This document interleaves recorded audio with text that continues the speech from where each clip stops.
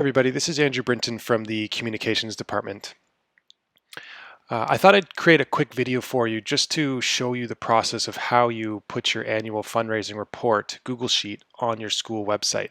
I find it a little bit easier to watch a video, and that way I know how the instructions work, so hopefully this is helpful for you as well.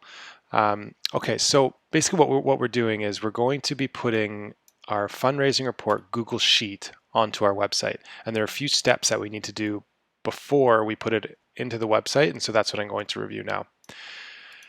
Okay, so just a side note, this training is for new Google Sites only. So if your school is still on that classic version of Google Sites, it's really recommended to get transferred over to the new Google Sites. I know we have a little bit of training to do with some of the schools, but if you have done the training or someone in your school has done the training and you haven't moved over to new Google Sites, we highly recommend that you do that as soon as you can.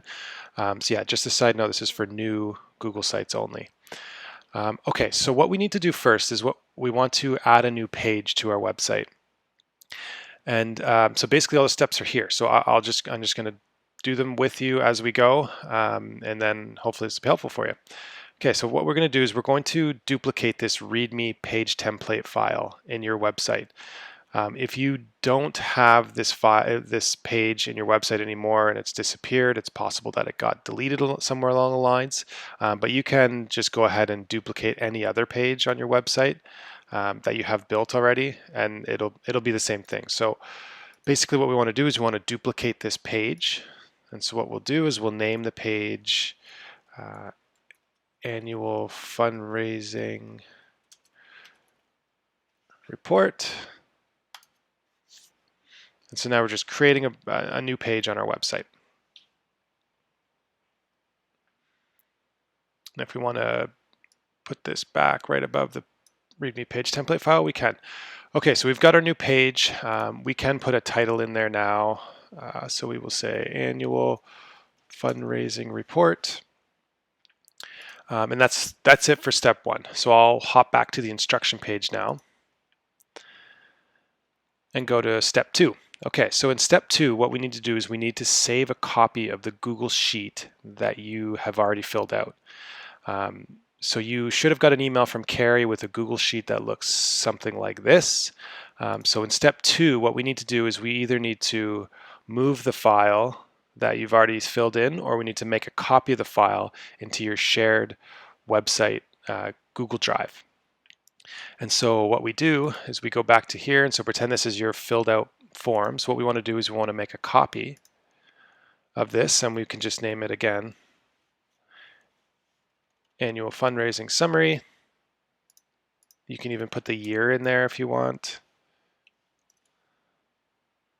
And then what we're going to do is we're going to make a copy of this file on our shared drive. So I'm going to go to Shared Drives, and then I'll use Abbey Lane just as an example, but your school shared drive will look something similar to that. So it'll be your school code 3-digit and then your school name.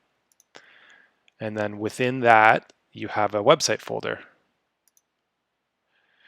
And so you can create, so this is your website folder, and you can create a new folder if you'd like, or it really depends on how you want to have the site organized. So I'll create a new folder for our report, and I'll call it Annual Fundraising Reports.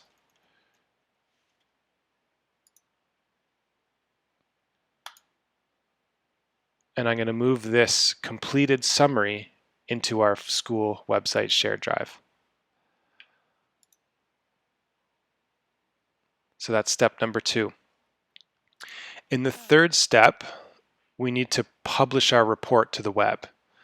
And so how we do that is we go back into our Google Sheet, and we need to publish this to the web. So so we know this file is saved in our shared drive. So now what we want to do is we want to publish this to the web. So we click File, Publish to the web. We want to ensure that link and entire document and web page is selected, and we want to hit Publish.